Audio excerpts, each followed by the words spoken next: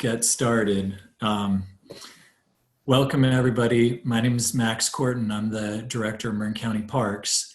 And thanks everybody who's been able to join us today. And hopefully some of you also were joining this morning on the 1TM Summit. But this is, to me, one of the most important things that we're working on is our really cherished park facilities and looking at how we can adapt to climate change and make sure that these facilities are both available for our communities to visit and also for the ecosystems that they support into the future. And so that being said, I wanted to introduce our first speaker, which is Supervisor Kate Sears, who's really been a champion of this work and who's ending her term with our board, but I just want to say that how much I appreciate her and her leadership. Thank you, Max. I really appreciate it. And, you know, I feel very strongly about this, the importance of this project. And it's not simply because I grew up in Mill Valley and Sausalito and currently live in Mill Valley, and I just think about my own interests. But I think I did say, Max, when I got early on that, you know, how much I wanted to solve flooding at Manzanita and Pahono.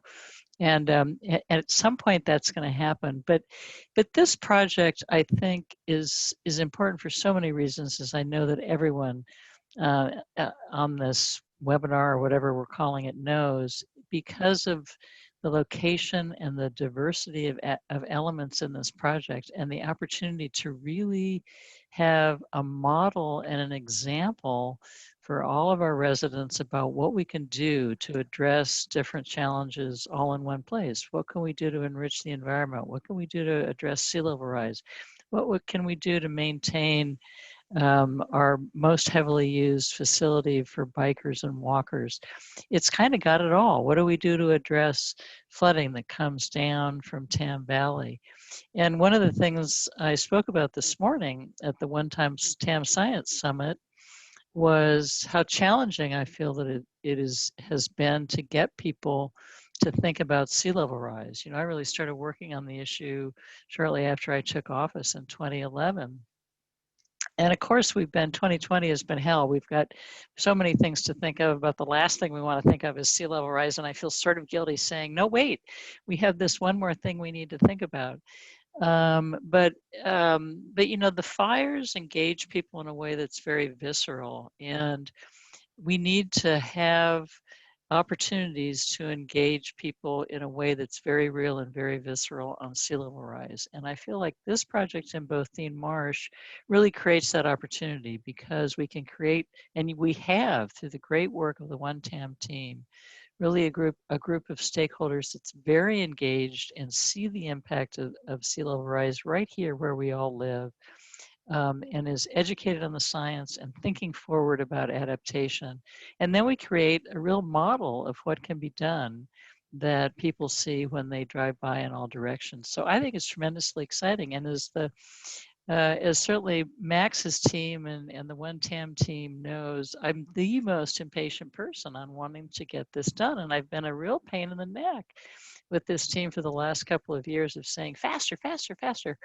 And I'm so pleased that we are where we are tonight.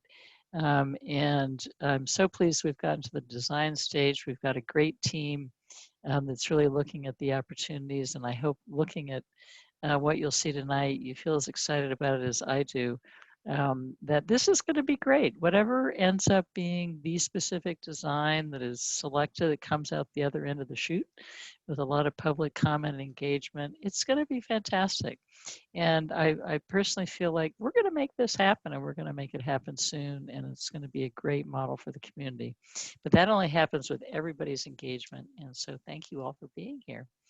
And now I'll let the people who really know something do all the talking. Well, thank you, Supervisor Sears. And, you know, one of the things that's unique about this project is it's really all about partnership. And I think that's really true with climate change, is that it affects all of us and it doesn't really respect boundaries. So, you know, in this location, you know, we're obviously close partners with the city of Mill Valley and the Tamalpais Community Services District and Caltrans and our own Public Works Department and our own planning department, and really a wide variety of folks but this is also one of our One TAM projects, which is a special collaboration partnership between Marin County Parks, Marin Municipal Water District, the National Park Service, and state parks, where we've identified some really important landscape-wide priorities to focus on. And this is one of those. And one of the great things about that collaborative is that we have an incredible nonprofit partner, the Golden Gate National Parks Conservancy, that's at the center of that collaborative, that brings their expertise and their support and also fundraising. But the most important thing about their partnership is they have an amazing team. And one of their leaders is Claire Mooney, who's gonna take this presentation from here. Thanks, Max. Thanks everybody for taking a whole hour out of your week, especially on such a nice day. So really nice to see some familiar faces, and I know many of you, like Kate, are like, get on with it, Mooney, we want to see the alternatives. But I also know that not all of you may have joined us over the last 2 years. You may not have had a chance to ride a bike with us through Bothin or get wet in a kayak. So if you fall in that group where you're like, somebody just told me about this and I was interested, we can catch you up. We have a great website. We're putting together some story map materials. We can put Rob and Veronica's emails up there. So if this is your first time getting to know us, learning about this project, don't be shy. We can help you dig in and get up to speed on this project. So a couple of just housekeeping things. We have a lengthy Q&A process planned, so if folks don't mind just holding their questions so that John Gibbs and Eddie DeVita, who are here with us tonight, can get through their pieces. We are recording this, so if you found it so fascinating you want to share it with a housemate, a neighbor, you can send them the link later. And then we will be sharing a survey that's going to help us really collect everyone's thoughts. So please do take the time to complete that after the presentation tonight. And that definitely please spread far and wide with those of you like Kate who may have a listserv following, or you guys are trending on Twitter, like please help us get it out there. So with that, I think we'll dive on into some slides. Thanks, Christina.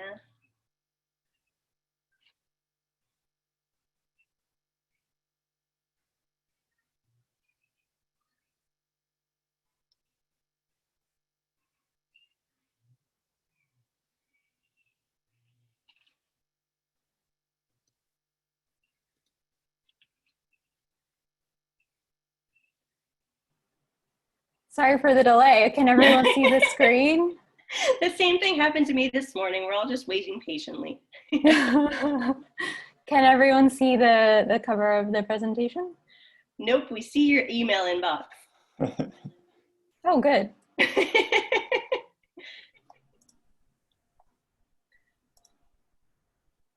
I think it's the heat. I'll blame the heat. How about now? There you go. All right, so for those of you who have had a Zoom-filled day, hopefully you have found yourself in the right meeting. Tonight we are talking about the Evolving Shorelines project for Bothin Marsh Open Space Preserve. So you can, Christina, you can just keep going. I'm going to zoom through these so that we can really hand the floor to John. So for those of you that are joining us for the first time, we're going to spend a little bit of time going over the project, a little bit of time going over key issues, share with you these draft alternatives that you all have been anxiously waiting for, and then talk about next steps and surveys.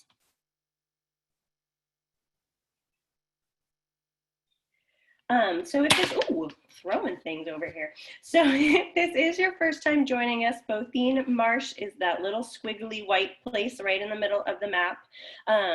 You know, we're really looking at Bothin Marsh as a unit of Marin County Parks, as one of their open space preserves. But as we've all come to learn, or are coming to learn with sea level rise, we can't just plan around a GIS shapefile. We really have to think about that site in the context of Richardson Bay, in the context of the watershed it sits within, in the context of the community, the corridors it sits within for Southern Marin. So we do a lot of zooming out and zooming in. All of the alternatives that we're sharing tonight really seek to do a couple of things. They all seek to protect the critical marsh habitat that is Bothin Marsh Open Space Preserve.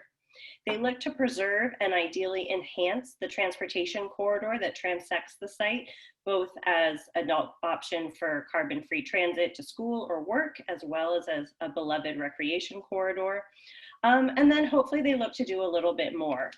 Through, I guess Kate spoke to, One TAM allows us to really look cross-jurisdictionally with other land management agencies to look at how we manage our parks and open spaces for multi-benefit. And in this work, we really look to also think about how does this site function within our communities?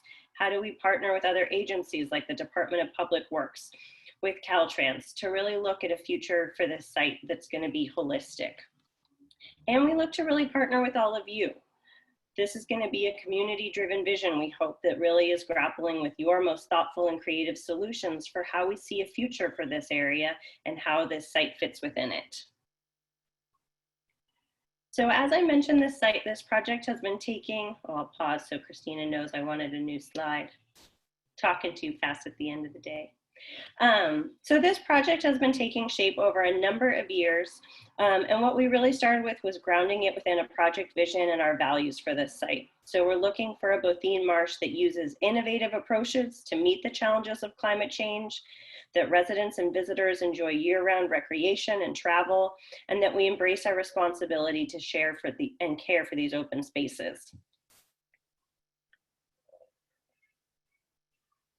The project itself has a number of goals and objectives. And again, as I mentioned, if this is the first time you're joining this project team, we would really encourage you to give us a call, shoot us a note, or visit our website to learn more.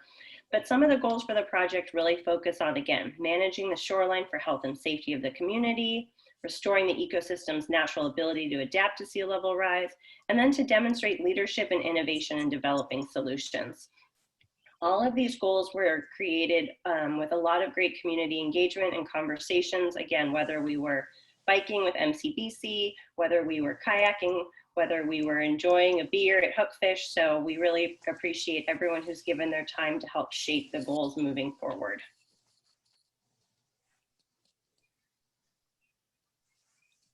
And we do want to really keep these conversations going. Again, we've worked pretty hard over the last 2 years to make sure that the vision and the objectives are carefully in consideration with the conversations we've had. The survey will present greater opportunity for folks to tell us how they feel these conceptual alternatives are developing. And then we'll keep going from there. As we continue to refine alternatives, we'll want to hear your thoughts. And we hope that someday we'll be able to get back out on the site and do some of these great activities as we continue to progress this project off paper and into implementation. So with that, I am going to introduce John Gibbs, who is able to join the meeting. John works with local design firm WRT, and they are our lead designer on this project. So thank you, John, for being with us here tonight. And I'm going to let you introduce Eddie at the right time. Okay, perfect. Thank you, Claire. And I sure do miss that in-person engagement. And I remember that great evening at Hookfish. It's not only some pretty great tacos, there might have been a beer. There's just a lot of really good, excited folks about sea level rise, about impacts to this community and to this marsh. And so I think with that spirit in mind, let's jump right into it and kind of keep the energy going. So my name is John Gibbs, principal at WRT, and we're the lead consultant, but we are joined by a pretty incredible heavy-hitting firm that's assisting us with this project, ESA, experts in coastal adaptation, nature-based solutions, and restoration and ecology. I'll introduce Eddie in just a minute. So the key issues that are really driving this project, and to maybe put a finer point on a few of the good remarks from Claire a moment ago, this is a project that is really focused on adaptation strategies for sea level rise, and we need to understand what those are, what those projections are, where we land. And so we're going to talk pretty specifically about that. We know that there's trail flooding today. We have a bit of uncertainty in the future, and how do we really pin that down and plan wisely to make good decisions today. This is a project that's about public access. This is not only a great transportation route for recreation. This pathway gets kids to school. This pathway provides carbon-free commute patterns as well. And it's not lost on anybody on this call what an amazing experience it is to be out into the marsh. And so we're definitely very mindful of that marsh experience that people love. This is a project about habitat protection, about habitat enhancement. There are special status species that we're going to talk about. This is a very dynamic ecology that's going on out there, from factors of erosion. We're going to describe what we mean by sediment supply and how that's so important to battle things like erosion, but also battling things like sea level rise. We need to replace the soil. And I think many have echoed the concept of partnerships. The folks that are leading this project are top, and they can't do it alone. And so it's really going to take a village. So with those key issues highlighted, we're going to give just a little bit more background and get right into the alternatives before us.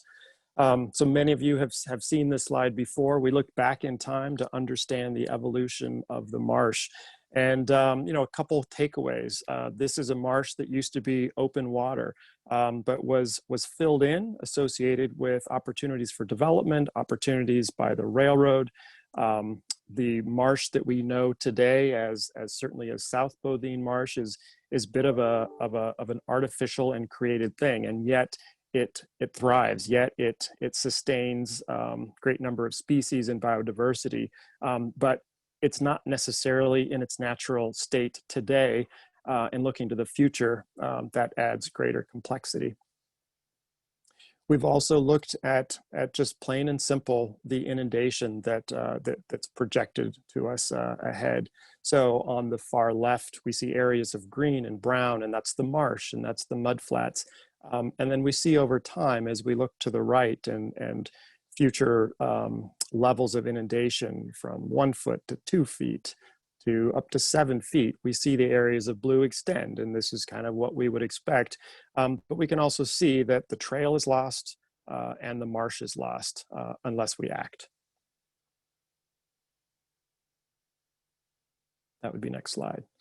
And so looking ahead at our planning horizons, looking at the projections for sea level rise, this diagram really helps ground our project in the realities of the projections for sea level rise. So with state guidance, we look at 2 feet and we look at about 7 feet of sea level rise. And our project is looking at this nearer term. And so those green lines have to do with the planning and the design and the permitting that needs to go into very immediate work, and then something that's more near term. We're really targeting about that 2 feet of sea level rise kinds of projections, which has some great impacts when we add storm surge, et cetera. So what does that look like? What do those levels of inundation look like when we just think about the trail itself? Well, we already know that today the trail is flooded during the king tides and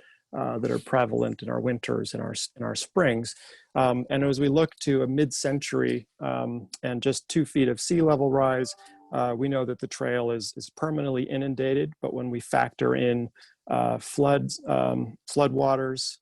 storm surges, and that sea level rise, we really need to plan for about 5 feet of additional sea level rise. And that's about 4 additional feet needed just to elevate the level of the trail. That public access goal is something that all jurisdictions throughout the Bay Area are using, and that's really our planning goal to preserve public access at approximately mid-century, but essentially it's also about 5 feet of additional sea level. And then certainly by the end of century, the projections would cause us to expect over 7 feet. We're also very mindful not only of the elevation of the trail and making sure that it's dry and accessible, but we're also really interested in the condition of that trail. And I think a lot of folks pay attention to its current condition. We've heard how narrow it is, and we've heard that it would be ideal to widen that. So that's very much central to our efforts here. You know, a standard Bay Trail cross-section might established for the Bay Trail regionally might be still remain a shared path, but quite a bit wider. And that's what we see in option A. But this project has, through the stakeholder input, Marin County Bicycle Coalition, other transportation advisors, we're really leaning towards option B and option C, which is a separated pathway. So everything gets wider and pedestrians are allowed to stroll at their own pace. Cyclists are able to ride at their pace. And we think that this could be a much safer model for everyone in the future.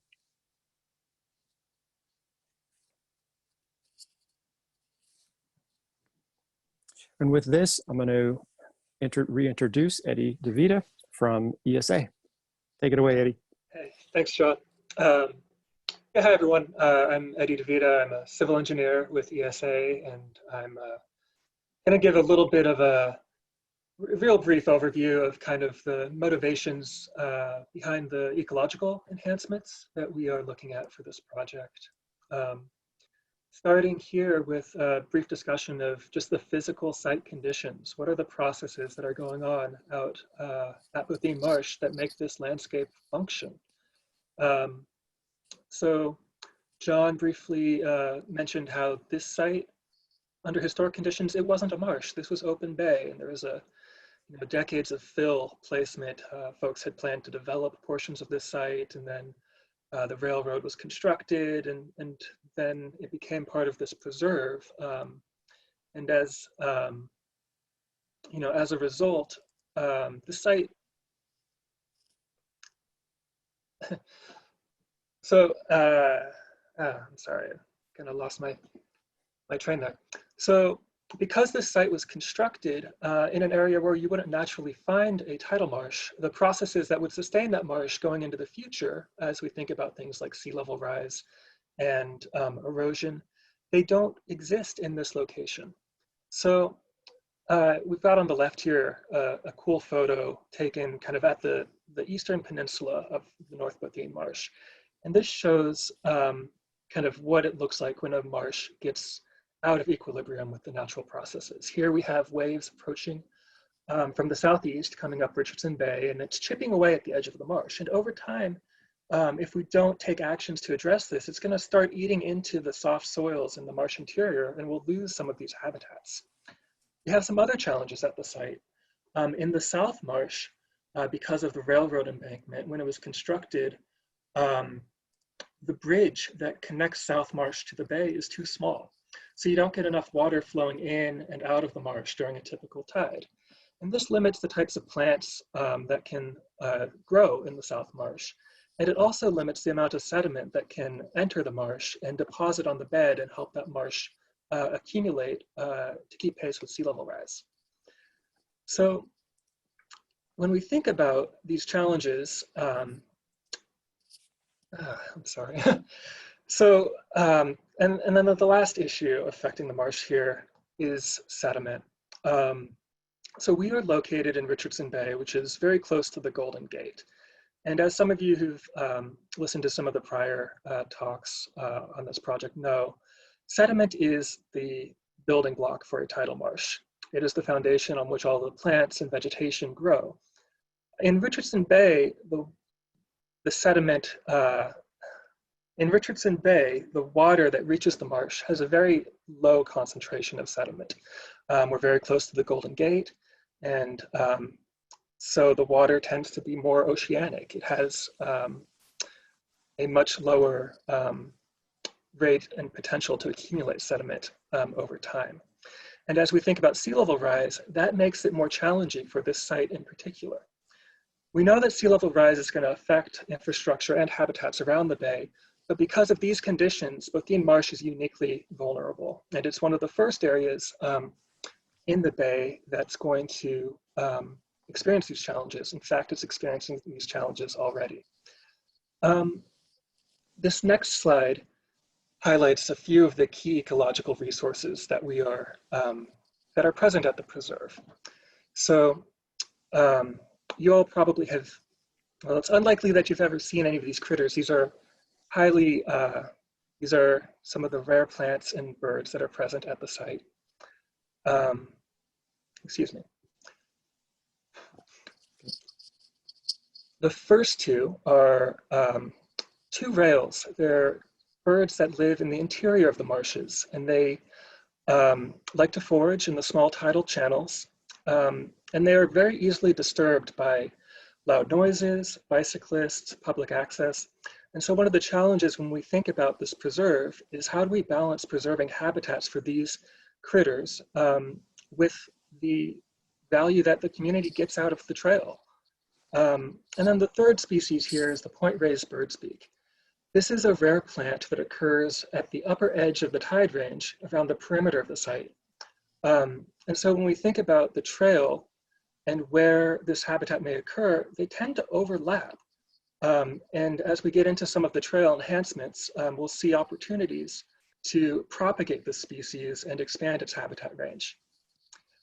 Thank you, John. Go ahead, take the rest of it. All righty, Eddie, thank you. So we've talked about the trail, we've talked about the habitat of the marsh. You know, let's just touch on the partnerships. And as we look within Bothin Marsh, and as we look at the future projections of sea level rise and the fact that this is something that's going to affect all of us, you know, we just recognize that there's lots of potential partnerships surrounding us in southern Marin, around Richardson's Bay, and these are perhaps just a few of them. But then on our next slide, we can just, you know, put a little finer point on, you know, what that might mean. And so, for example, here we may have an existing trail on that old railroad, excuse me, the pathway, on the old railroad embankment, and it sits out into the marsh right adjacent, but still separated by about 100 feet from an existing street. We could simply raise up the trail right in place. But that wouldn't necessarily be done in partnership or much in coordination with perhaps that road that's right there or whatever that other adjacent entity is. And so simply, if we just moved our trail over a little bit, that might set up, better set up future partnership and coordination between projects. So if that road and that infrastructure was raised up as well, you would have a combined levee perhaps at that point. A trail that's raised up in the middle of a marsh isn't going to necessarily hold back future floodwaters, but done in partnership, it might be engineered in order to do so. So we just kind of use this as a rough example to say that, you know, those kinds of partnerships can exist, and, you know, we're paying attention to that. Well, let's just get right into the concepts, shall we? So here we go. After, you know, a lot of work and a lot of input, a lot of presentations to some key stakeholders around the area, here they are. And these all look at trail alignments, they look at marsh restoration opportunities, and they also look at the creek. And there are some differences associated with how Coyote Creek is thought about and incorporated into this thinking. So the first concept is a raised embankment in place, and those bridges are enlarged, and it's a nice straight shot, very familiar to what you know today. The second one is still in that same location, but it's elevated on a structure. So it's a bridge, it's on piers. There's some good reasons why you leave it in the same location. But in this instance, the Coyote Creek is realigned, and we'll talk about why that's done. And then the third concept that we'll talk through says, you know, the marsh really needs to be left alone. It needs its own series of restoration actions, and actually removing human access, removing that human presence, letting the marsh be, and to be able to adapt might be the best solution. And so we've tested what that looks like, and there's some really interesting outcomes on that project as well. So with that, let's just dive into each one of these in just a little bit more detail, and we'll certainly be able to come back to these during the Q&A. So we've also developed some visuals for what this might start to look like. This is that widened path that follows the existing alignment, but is actually raised up about 4 feet in order to resist the effects of sea level rise. Now this would, you know, this doesn't meet 7 feet of sea level rise. This meets just the kind of the mid-century projections. but it's that same marsh experience. So here we are with that, that elevated embankment. There's really interesting opportunity to maintain that user experience. There's opportunities for overlooks all along the way. So the first in brown, this is always about the trail, and this is about the user experience. So the trail slopes up a little bit near that Holiday Inn to get up to a higher elevation, a larger bridge over Coyote Creek. That would help with future flooding needs. And then you enter that to that raised embankment. And as Eddie described, the existing bridge over the inlet to South Bothin Marsh is quite narrow. And so that bridge is quite a bit lengthened and enlarged, and that allows much better tidal flushing, and you won't have that muted tidal effect. It also might allow a little additional sediment to make it in there, but mostly it's about the flushing. And then switching gears to blue, actually you just skipped ahead a little bit too fast there. Could you just go back to the Coyote Creek perfectly? So in blue, we then look at Coyote Creek, and this scheme keeps the existing creek in the same alignment for the most part. So I think we can click now to the next one. Thank you. And lastly is about some of the ecological enhancements in this area. And so we don't look at anything in isolation, and that trail that was raised up on an embankment is actually a great opportunity for what we call an ecotone slope. And so that marsh habitat can actually follow the incoming tide, the incoming levels of sea level rise, and would give it room to migrate up to the point that we actually max out on the top of the levee. So that light green are all series of ecotone slopes that extend out in a very gentle slope. There's some examples of what that looks like on the left. There's also opportunities for coarse beaches, and this would be a great way to resist some of that, some of those erosive functions that we experience out there. Certainly as the waves develop out across Richardson's Bay. So there's a number of those noted as well. There's additional connections between Coyote Marsh and, Coyote Creek and the marsh itself that are also noted on those plans. So moving into the second concept, this is the one where we call span the South Marsh. And so instead of that embankment in place, that's slightly elevated to resist sea level rise up to about a mid-century point. This would be a much more expensive, but an elevated structure that would logically be built for a much longer planning horizon and at much higher levels of sea level rise. It would preserve that same experience there in the heading out across the marsh, some opportunities for overlooks.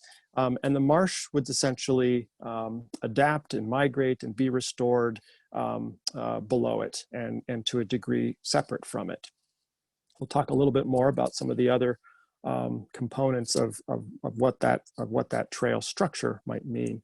But that trail itself, there you can see it in the plan, again, elevating up along Holiday Inn down towards Manzanita to the south, and then an elevated structure all the way across until it then begins to come kind of back down to an embankment and an ecotone slope through North Bothin Marsh and parallel to Miller Avenue. And that's pretty similar up there in North Bothin on all the options.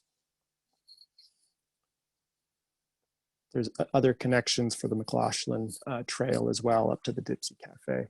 Well, let's switch gears to the Coyote Creek and what happens with that. So in this scheme, it's quite different. In this scheme, there is a proposed realignment of Coyote Creek.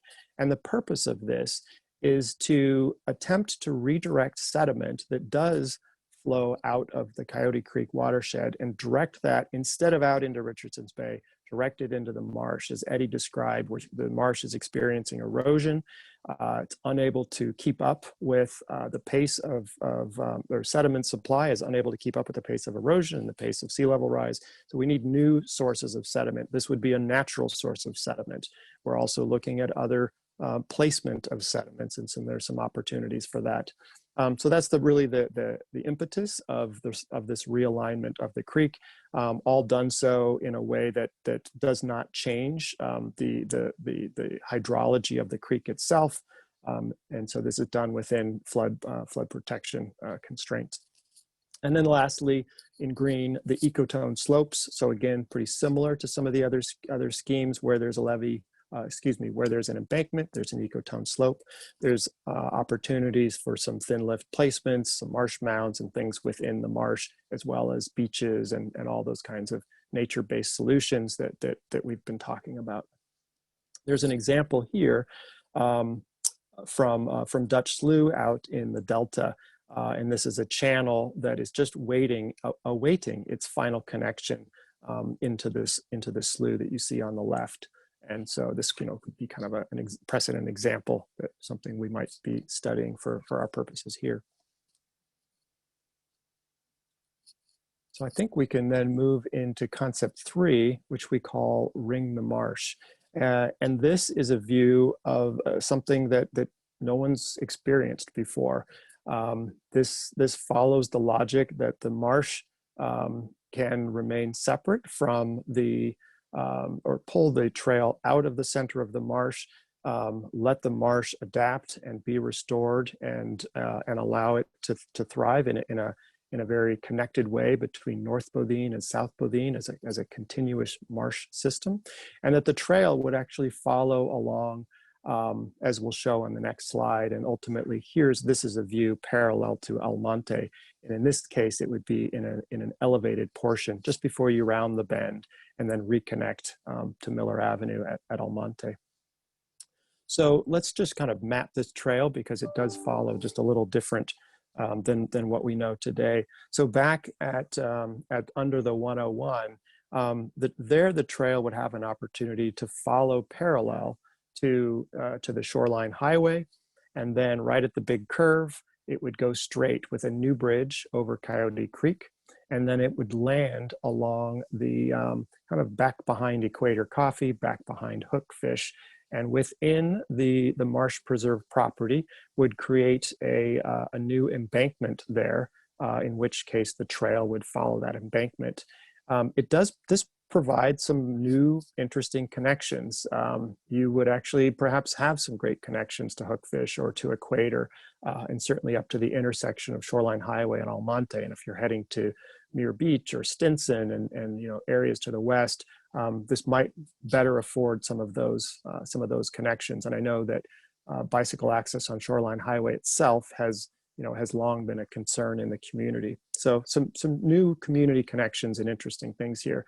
We were also very really wanting to maintain that marsh experience. And so you saw in that previous view, in the elevated portions along Almonte, you're still hovering right out up and over the marsh, and you're still right out in that experience. So we really tried to maximize that really as much as possible. And then that old trail embankment is able to be left in place, able to be restored. Let those be high marsh mounds. Let those be places for the critters to seek refuge during higher tides and future inundation. And so that really actually becomes part of a potential restoration strategy as well. Coyote Creek in this scheme, we show it still heading straight, but we have greater connections, greater hydrologic connections out between Richardson's Bay and South Bothin Marsh,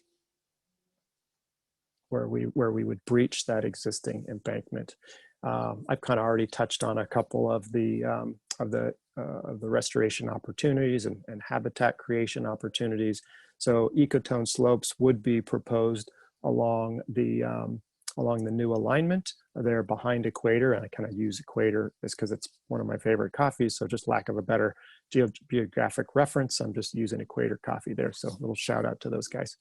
That's still an ecotone slope, and that definitely provides some interesting long-term adaptive opportunities as well. Certainly we're aware of. There's some precedent images of marsh mounds at high tide and at low tide. So you can start to see the insertion of some of those higher topographic features out within the marsh. So let's put them all together now and just kind of walk quickly through a comparison here. And this might be where we'll kind of leave off as we start to transition into the the Q&A portions as well. So we've just pulled, again, this is pretty initial. We've just finished these concepts, but throughout the the critical opportunities for habitat enhancement, we really need to evaluate the opportunities for that within each of these concepts. And so, we've done that, and we see perhaps slightly better opportunities in concept 2 and 3. Views to the marsh, there's very similar experiences within concepts 1 and 2. Concept 3, it's a little different experience, and we hope we've tried to kind of capture what that could potentially be, and we think that it still is pretty interesting. One question that certainly comes up is, well, if you reroute the trail, is that going to take me additional time? Walking, it added about 5 minutes. Cycling, I think it was around 2 minutes, and so pretty negligible and still really direct. And I think we were hearing loud and clear that that while sometimes folks want to take a longer path, there's equal numbers of folks that really use this trail to get from A to B as quickly as possible. And so that was really important to this study. And what we found was that we think that it's it's kind of a reasonable thing to consider and to talk more about. We talked a little bit about trail connectivity and some of those different connections that are afforded with concept 3. Cost is something that folks are always really going to be interested in. And I think it's both cost as well as the longevity of this investment. And so we're working on some numbers, and those are still very much in process. And so we'll have better data moving forward.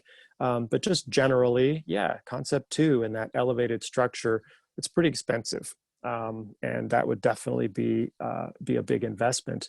The other options, aren't inexpensive either, and so I think that the idea that we're really doing our homework on this, we're really thinking this through, we're getting lots of input, we're talking it through, because we want to make sure that whatever's done here really warrants this level of investment from the community.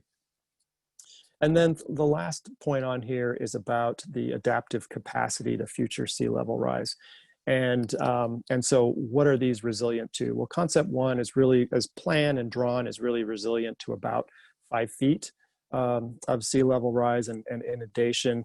It could be adapted by coming back with another project and elevating it up to perhaps 10 feet. Similar with concept 3, it's kind of how high you build it in the near term, and what expense you put into it. But those could be adaptable in the future. Concept 2 is probably less adaptable because it's a structure. Yet you would undoubtedly build it to be resilient to a higher level, perhaps, than the others. So we hope that this is some good ways to be thinking about these concepts, and undoubtedly through this conversation tonight and subsequent, I'm sure we'll expand this list and refine this a little bit more. Our project schedule, this is a project, there is a goal that this is going to move into implementation, and that we're going to be able to fix up this trail and really begin to save the marsh before it's lost.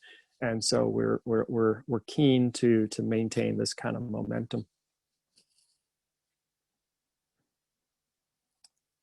And with that, I think just thank you. This is a whole team effort, and we've got some really great, smart folks, Peter Bay and Arap Holkuntulis, GHD. A lot of folks are helping us. And so with that, I think hand it back to Claire if you want to kick off the Q&A, and then these are all the contact information for folks associated with the project. Thanks, John. Hopefully Kate's happy. We finally gave her what she's been asking for 2 years, right? There they are. So tons Awesome. of fantastic questions here in the chat. I am going to turn the floor over to our project managers, Veronica Pearson and Rob Laporte, and they're going to start walking us through some of the Q&A. Great. Thanks, Claire. I think there's a lot of questions that are getting at what the difference in the longevity of each of the different trail options are. Christina or John, could you maybe touch on some of the key differences between potential elevations of the trail alignments and the key differences between the three options. Yeah, and we could go back to that comparison slide. You know, might be a good place to start with that. And so, you know, this project sets goals for you know, roughly a mid-century, and it's tough to equate the feat of inundation to a time period. This is obviously everyone's best guess, and some would say this is coming a lot sooner. And I think on a good day, maybe it'll happen the way it's shown, but life is uncertain. So so concept one is you know, it's a construction process to bring fill out to that existing levee to widen it out significantly, because, as you know, it's a trapezoidal shape out there. And so while it's 18 feet as proposed at the top surface of the trail, the bottom width is quite a bit wider, and that's a bigger footprint. It's a lot of work. There's a lot more permitting. There's a lot more impacts. If we were to set that at 5 feet, that's really what we've shown. If we elevated it to 10 feet, then the base becomes a little bit wider, quite a bit wider as well. So a few more impacts. We're taking that mid-century approach. And so really what we've drawn, you know, we think really meets those goals of about 5 feet of sea level rise. And that should last through that 2050 period of time, getting about 30 plus years out of that. That could be adapted in 30 years to a future condition. And I think one of the things that we're learning through sea level rise planning is that you just don't know what's going to happen at the end of the century. And so how do you make an investment now that's, is going to be there at the end of century? Because it may or may not. Things may change. And so I think the popular thinking is aim for that 5 feet, aim for that mid-century period of time. And that's really what we've done in concept one, and certainly in concept three as well. Rob, does that answer the question? Or Christina, my colleague from WRT, Christina Bejarano, anything else that you would add to that? Yeah, no, I think you covered it. One of the things that we're really interested in exploring as we compare the concepts is really understanding the benefits of taking an incremental approach. So the fact that concept one and three, and depending on how you detail it, there's potential to build that into the design of concept two as well. But the fact that you can incrementally build up to these anticipated elevations over a handful of projects over the next century, I think is a great benefit. So.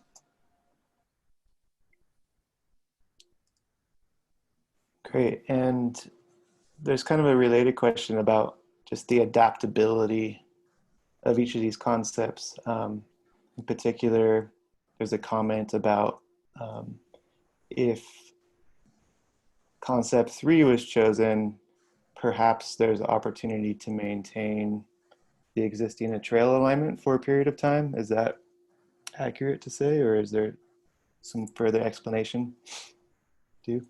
Yeah, I think that's a good point. And I'm here twice now. Just go with the technology of the evening. Yeah, I mean, I think it could remain in place for some period of time. However, you know, there's currently a project to resurface it, so we'd want to get the mileage, you know, out of that. But I think it's also recognized that it's already failing a couple times of the year. It's in need of some great repair, and so I'd hesitate to put a time on it on this call right now. But I think its days would be numbered, and I think that there's greater benefit actually at some point to become a habitat refuge and to become the basis of some pretty good restoration opportunities. Great. And I just wanted to maybe clarify one point on the width of the proposed trail alignments. Yeah. Currently, the trail is on average about 14 feet wide, and I believe that the design that is proposed calls for 18-foot wide pathway that incorporates 2 lanes of bikeways, bike lanes and 2 lanes of pedestrian traffic, correct? Correct. Yeah. Yeah. Thank you. Yeah, significantly widened for safety, and also just, in the volumes that exist out there, it's necessary. And there's also several questions that are maybe kind of an elephant in the room, just asking about what happens with flooding in areas outside of the preserve, particularly in the Tam Junction area or Manzanita. Yeah. And I know Julian Wood posted a sea level rise viewer tool, but I guess we can just reiterate that we really are focused on the preserve and the pathway through this particular project, but we are looking for opportunities to partner with all of the other folks and the agencies and jurisdictions outside of the preserve boundaries to get the greatest multi-benefits out of this project. And I'll let anyone from the team jump in on that. Yeah, I'm glad you said that, Rob, because that was one thing I was going to jump in and say, is that we are making lots of efforts to work with other county agencies, such as the Department of Public Works and the Community Development Agency, and really trying to communicate openly with staff from both of those agencies and figure out where we can harness the synergies of each of agencies' work and share data and ideas for how we can integrate our different projects that we're working on and future work that may happen. So we are doing that, and we didn't go into it, but we are making large efforts to also communicate outside of the agency too, with the city of Mill Valley and other municipal agencies, and to bring awareness of our project and to find out ways that we can all support each other's work. Yeah, and I'd just add, I think I can understand it seems kind of silly to be thinking about adapting this marsh and pathway and then looking at the surrounding neighborhoods and Highway 1 and all those other things potentially being underwater. And I think, our intention really is to, hopefully this sparks a broader conversation about adapting all of the entire community around there. And hopefully, I think one of our intentions is to remain adaptable as we move forward and engaging our surrounding partners in conversation to make sure that we're thinking about that entire area, and that this is supportive of the community's adaptation.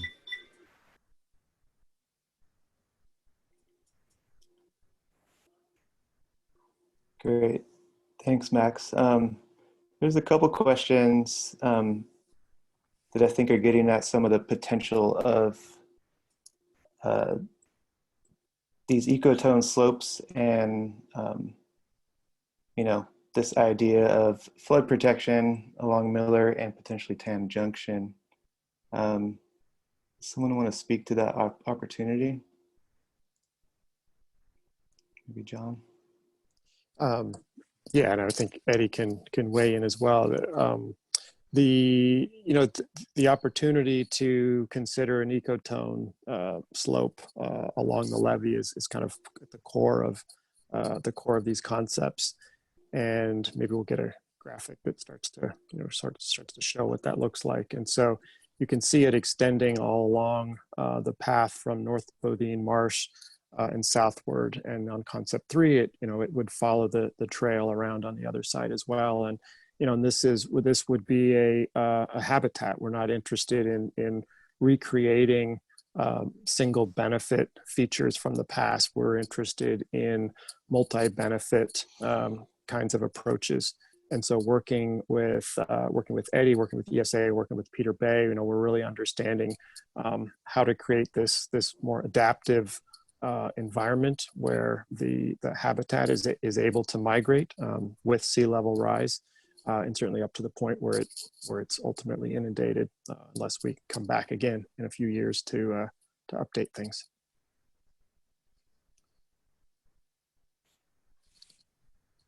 Is there any other part to that question? No, that's great. Thanks, John. There was one particular question. I think it relates to concept 3, and it's getting into the pathway alignment as it goes over Coyote Creek to the south, and instead is rerouted along Shoreline Highway. Just, I guess, a comment and a bit of surprise of what's the thinking behind that alignment. Maybe there's an opportunity for habitat restoration on the bay side with that alignment. Yeah, I think that's right. There's quite a bit of right of way and room through that area, and that would just be a more direct pathway experience. I think it's not to say you couldn't still incorporate some other sorts of public access around the Holiday Inn and the McLaughlin Trail could follow that alignment. But actually just really focusing on restoration opportunities there is kind of the focus of this concept that's been developed.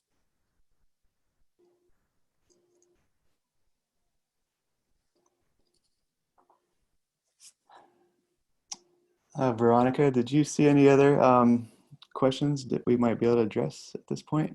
We're coming up right on 6 o'clock pretty soon here, so. Yeah, I just would want to add, and Max might want to add to this too, that, as you had said, we are working on a project to repave the path. So we are trying to get permits right now so that we can at least do some resurfacing of the existing trail so that it can remain serviceable and for, at least the next few years while we continue to work on the larger strategy for adapting the trail. So if all goes well, maybe next year we will have a repavement project approved. Yeah, thanks, Veronica. Yeah, I think that, the intent of that project is really just the short term, how to get us until we can do a longer term adaptation. There is a specific question, Rob, about concept 3 and the embankment behind Equator Coffee, and could that be raised in the future? And I think the answer there is yes, and perhaps easier to adapt in that location than it would be out in the middle of the marsh where the existing trail is, as per concept 1. I think there could be some truth to say that it would be a little easier to adapt that location. There might also be some other partnerships that could be afforded there as well. So I just saw that question in the chat.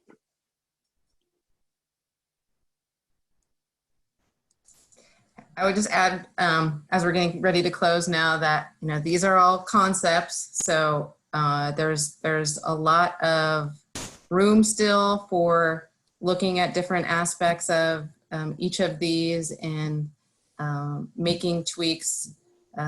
So keep letting your comments come in. We are reading them all and reflecting on them, and looking for more any conversation that people want to have about ideas. So we're gonna keep plugging away at this, and we'll be coming back to you in the near future with any revisions that we might have.